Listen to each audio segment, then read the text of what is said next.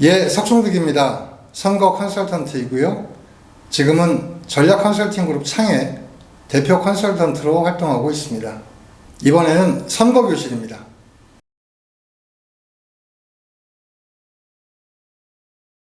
전략 컨설팅 그룹 창이 함께하는 실전 선거교실 47번째 시간 진짜 선거 이야기 5 패가 망치는 보너스 편 시작하겠습니다.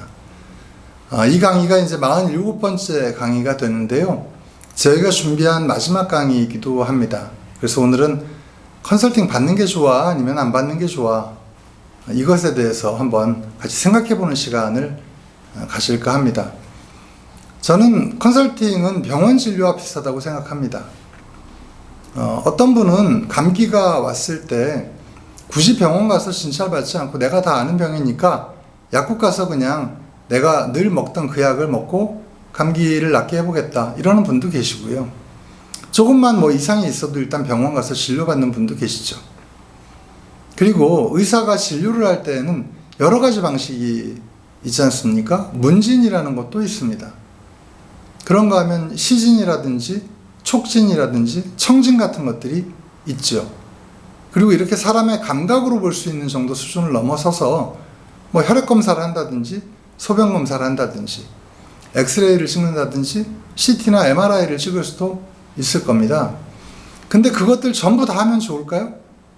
간단한 병증 같으면 이건 통상적으로 이렇겠구나 라고 판단하고 바로 그냥 처방을 낼 수도 있을 겁니다. 하지만 문제가 복잡하거나 제대로 된 원인을 찾지 못할 경우에는 여러 가지 검사들을 돈도 들고 시간도 걸리지만 해볼 필요가 있겠죠. 자칫 약을 잘못 쓰거나 잘못된 처방을 했을 경우에 오히려 아주 위험한 경우로 빠지는 그런 일도 있기 때문이죠. 저는 선거도 마찬가지라고 봅니다. 그리고 컨설턴트는 그런 측면에서 의사와 같은 역할을 하죠. 진단을 해야 하고요. 그리고 그에 따라 처방을 하거나 혹은 그 처방에 따라서 직접 수술을 하거나 시술을 할 수도 있고요.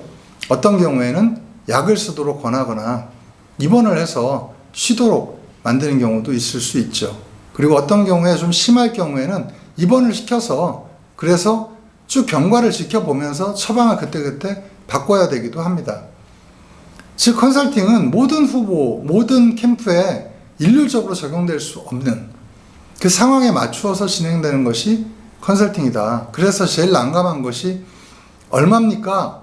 어떤 절차입니까? 이런 것들을 물어볼 때 사실은 난감할 수밖에 없습니다. 그렇다고 그런 내용 전혀 없이 무조건 일단 바꿔보세요 이렇게 말씀드릴 수도 없으니까 서로 간에 애매한 측면이 있기는 합니다.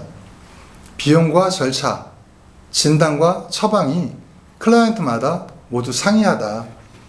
미리 길을 보고 안정된 환경을 조성하는 것, 이것이 사실은 컨설턴트로서 가장 중요한 일이다라고 설명을 드릴 수가 있겠습니다.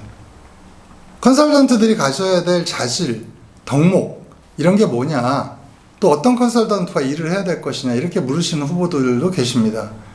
저는 몇 가지 이런 기준을 가지고 생각을 해보는데요. 첫째는 컨설턴트라고 하면 선거에 대해서 당연히 깊은 이해를 가져야겠죠. 그 이론에 박학다식한 것은 물론이거니와 많은 컨설팅 사례를 통해서 경험을 통해서 여러 가지 상황에 대한 대응이 가능한 그런 컨설턴트와 함께 일을 하시는 것이 좋지 않겠는가 이렇게 생각을 합니다. 또 트렌드를 잘 읽는 그런 컨설턴트도 도움이 됩니다. 평판이라고 하는 것은 그때그때마다 트렌드와 매우 밀접한 관계를 갖거든요. 그러니까 책에만 매달리는 컨설턴트는 한계가 있다는 것이죠. 두 번째는 예견 능력과 대응 능력입니다. 예견 능력이라고 하는 것은 마치 무당이 신내림을 해서 앞으로 이런 일이 벌어질 거야 이렇게 얘기하는 예견 능력이 아니고요. 선거라고 하는 것이 가지고 있는 메커니즘과 절차가 있기 때문에 며칠 뒤에는 이러이러한 것들이 있으니 이런 현상이 벌어질 거야 이런 부분들을 전반적으로 꿰고 있는, 그래서 준비를 사전에 적절한 시기에 제대로 해낼 수 있도록 이렇게 자문할 수 있는 그런 컨설턴트가 좋은 컨설턴트라고 볼 수 있겠죠. 왜냐하면 짧은 시간에 워낙 많은 일들을 해내야 하고 변수 또한 많기 때문에 그렇습니다.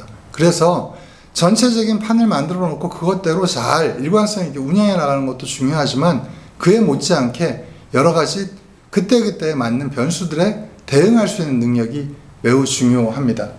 그래서 컨설턴트는 예민해야 되고 남들보다 걱정이 더 많아야 하고 또 날카로워야 한다, 이렇게 설명을 드릴 수가 있겠고요.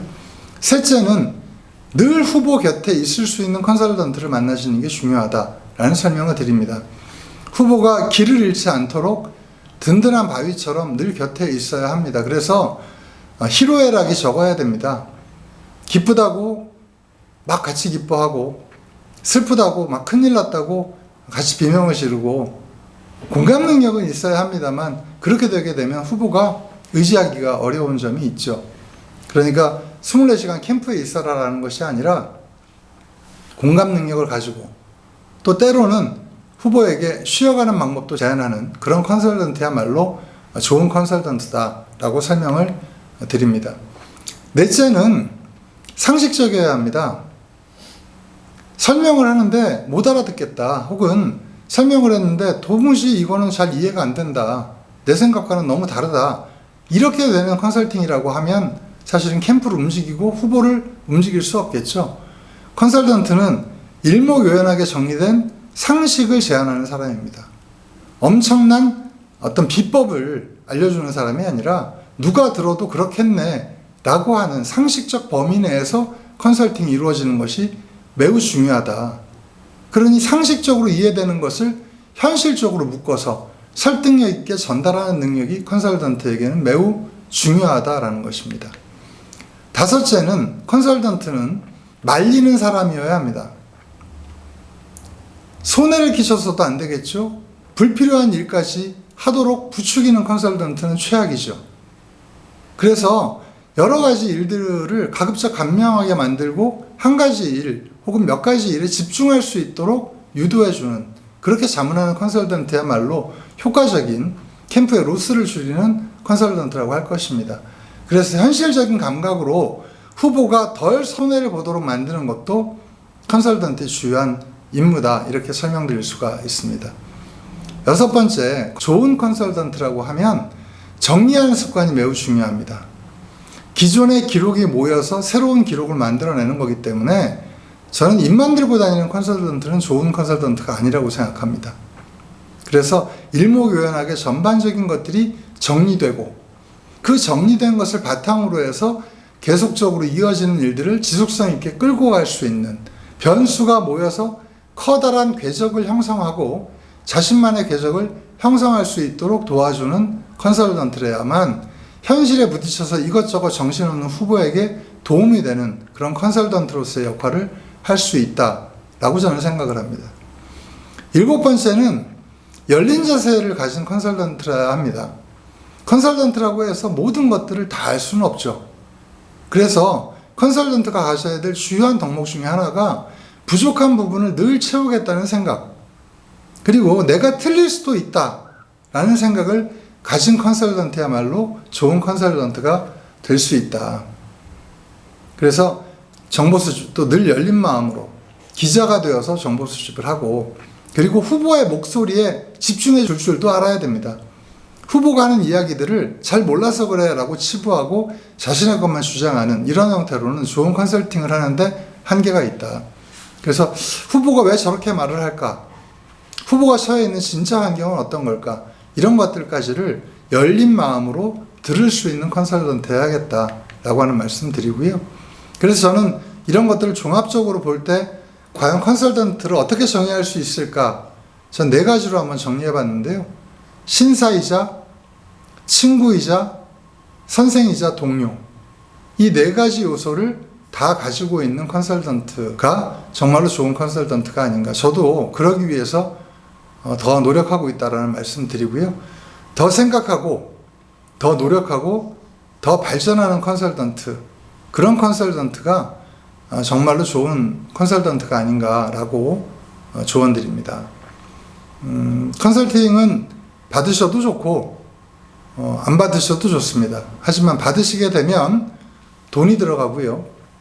잘못 받으시게 되면 돈도 날리고 결국 선거에서도 져서 패가망신을 하는 것까지 얼마든지 여러분께 선물할 수 있는 게 컨설턴트일 수 있다.